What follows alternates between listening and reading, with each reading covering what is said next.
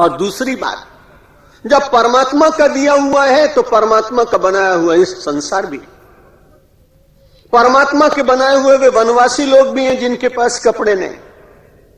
परमात्मा के निर्मित वे विकलांग लोग भी हैं जिनका शरीर टूटा हुआ है। परमात्मा के द्वारा निर्मित वो लोग भी हैं जो अज्ञानी और अशिक्षित हैं और जिनके पास पढ़ने के लिए पुस्तकें नहीं। श्रीमद् भगवद गीता सामाजिक दर्शन भी कराती है। यदि आपके जीवन में अनासक्ति आई और दृढ़तापूर्वक आपने अनासक्ति के कुल्हाड़े से संसार की वासना को और राग को काटने का प्रयत्न किया तो परिणाम क्या होगा? आपकी बुद्धि का विस्तार होगा।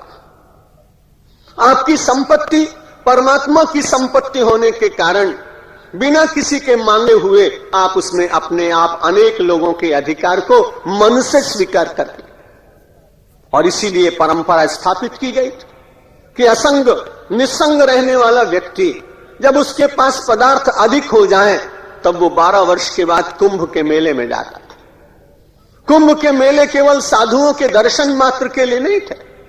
एक तो सत्संग होता था, अनेक लोग अनेक विषयों पर चर्चा करते थे, कोई मीमांसा पर, कोई वैशेषिक पर, कोई तर्क पर, कोई उपनिषद पर, कोई रामकथा में, कोई गीता, कोई भागवत। तो उन कुंभ मेलों के द्वारा हम अपने प्राचीन साहित्य संपत्ति का रक्षण करते थे। वो साहित्य समाप्त न हो जाए, केवल पुस्तकालयों की शोभा न बन जाए, इसलिए वो एक बहुत बड़ा प्रयास होता था और आज तक चलता है। लेकिन उसका हार्द बदल गया। वे सब मेले किस लिए किए जाते थे, बात तो हम भूल गए। अब तो केवल पंडाल सजाने की बात वहां रहती कि कौन से महामंडलेश्वर के यहां बिजली बहुत बढ़िया थी और कौन से महामंडलेश्वर के यहां चित्रकारी बढ़िया थी। इन सब की होड़ में हम सब लोग वहां पड़ जाते हैं।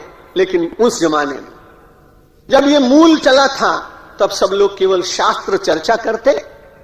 शास्त्र चर्चा करने के साथ ये कहा जाता कि तीर्थ में आए हो तो एक समय भोजन करना, भूमि के ऊपर विश्राम करना, जितना कम हो सके उतनी जगत की बात करना, और जो कुछ तुम्हारे 12 वर्ष में ज्यादा संग्रह हो गया वो समाज के लोगों को वितरित कर दे। यदि आसक्ति रहेगी तो व्यक्ति छोड़ नहीं सकता। यदि वो निरासक्त होगा तो उससे समाज में बांटने की तैयारी उसके मन में अपने आप जग जाए। इसलिए भगवान ने कहा ये संसार जैसा हम देखते सुनते वैसा नहीं, उससे भी ज्यादा है, उससे भी कम है। जैसा जैसा चिंतन हो व्यक्ति का और जैसी जैसी मन की भावना।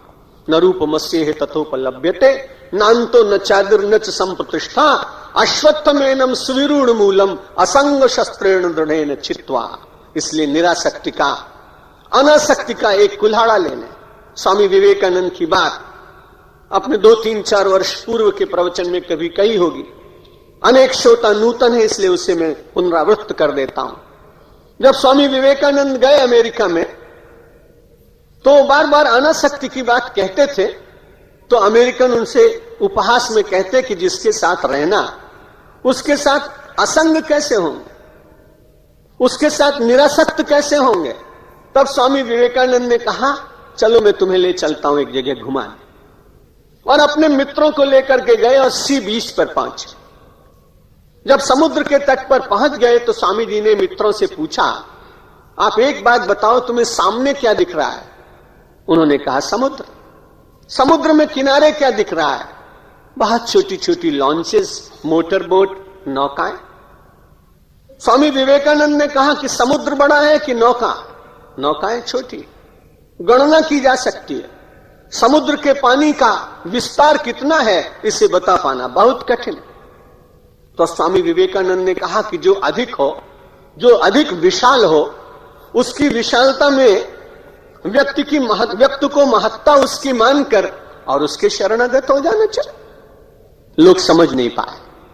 स्वामी विवेकानंद ने कहा नौका में व्यक्ति को बिठाइए, और जब वो व्यक्ति उसमें बैठ जाए और जब नौका चलने लगे तो उसके बाद वो विचार करे कि समुद्र बहुत महान है, नौका बहुत छोटी है, जो बहुत विशाल है उसके सामने इस नौका को शरणागत हो जाना चाहिए। तो होगा क्या? नौका डूबेगी।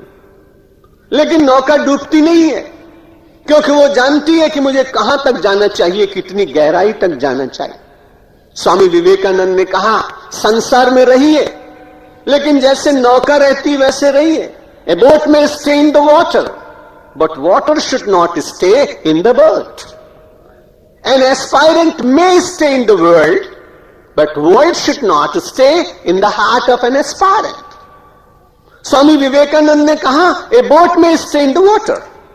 एक नौका को पानी में रहना चाहिए, पर पानी को नौका में नहीं आने देना चाहिए। एक व्यक्ति को संसार में रहना चाहिए, पर संसार को व्यक्ति के हृदय में प्रवेश का अधिकार नहीं मिलना चाहिए। असंग शस्त्रेण दृढ़ेन चित्वा।